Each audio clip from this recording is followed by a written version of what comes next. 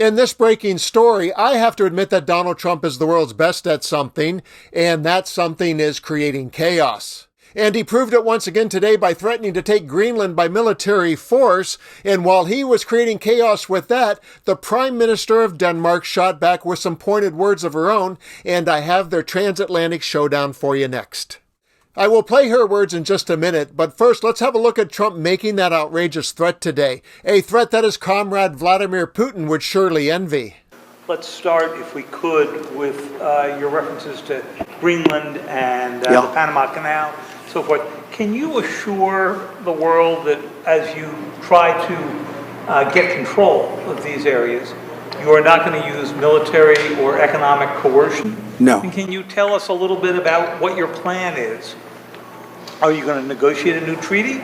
Are you going to ask the Canadians to hold a vote? What is the strategy? Yeah, I can't assure you. You're talking about Panama and Greenland. No, I can't assure you on either of those two. But I can say this. We need them for economic security.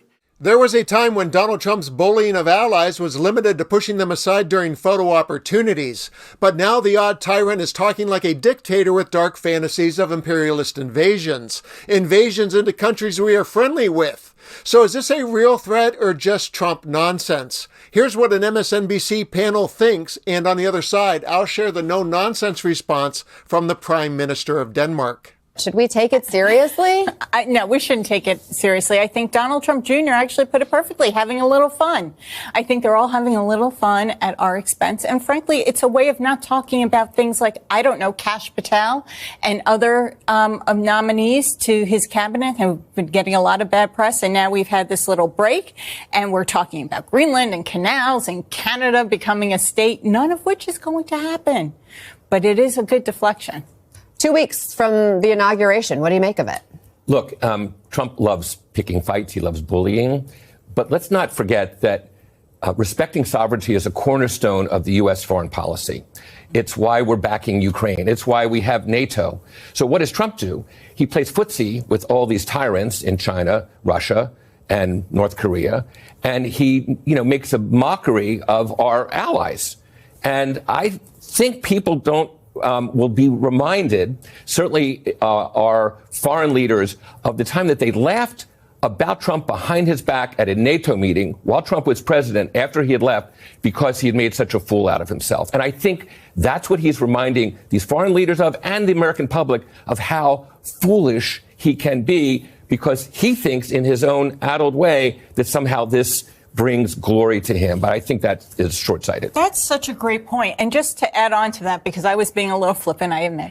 But to be serious about it, it'll be interesting how someone like Marco Rubio will now handle these relationships and things that come up. The response from the ruler of Greenland can be summed up in this Fox News headline that read, Danish Prime Minister has blunt message for Trump, Greenland is not for sale.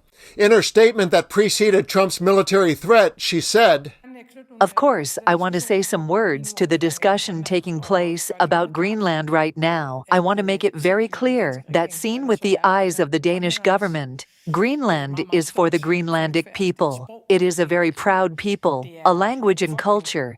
It is a people that is their own. And as the chairman of the government of Greenland, Mute Egede, has stated before, Greenland is not for sale. The United States is our absolute closest ally, and we want to work closely with them in all defense and security questions. It is also regarding the North Atlantic, where tensions are rising. We have a clear interest in that it is the United States that plays a large role in the area, and not, for example, Russia or other countries. But Greenland is for the Greenlandic people. Prime Minister Frederiksen went on to say, there are a lot of words being spoken right now, and we have to stick to our principles, which are words that will be lost on Trump since he has no principles, as demonstrated by today's threat. All of this is very ironic because in recent months, Trump spent a lot of time claiming that the United States was being invaded, and the rhetoric worked, and soon he will have the world's greatest military at his disposal. Crazy, huh? After Trump answered the question about using force, I wish that reporter would have asked some follow-up questions like, does that mean as Commander-in-Chief you will order the U.S. military to capture the Danish nationals that resist the takeover? And will you call for the strategic of targets like bridges and communication centers just to keep President Crazy Pants in check. In closing, because I'm all about fair and balanced reporting, I'm going to give Donald J. Trump the final word. I discovered this 5-year-old video just as I was about to put a bow on this story, and it may explain why the Donald is stirring up chaos for the Prime Minister. Watch as he invokes the N-word, his favorite insult for strong women who have dared to challenge his authority. Now, Denmark, I looked forward to going, but I thought that the Prime Minister's statement that it was absurd, it was an absurd idea, it was nasty. I thought it was an inappropriate statement.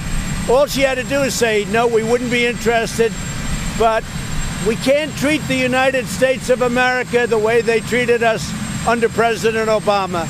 I thought it was a very not nice way of saying something. They could have told me no. This is something that's been discussed for many years. Harry Truman had the idea of Greenland. I had the idea. Other people have had the idea. It goes back into the early 1900s. But Harry Truman very strongly thought it was a good idea. All they had to do is say, no, we'd rather not do that, or we'd rather not talk about it. Don't say what an absurd idea that is. Because she's not talking to me. Excuse me. She's not talking to me. She's talking to the United States of America. You don't talk to the United States that way, at least under me.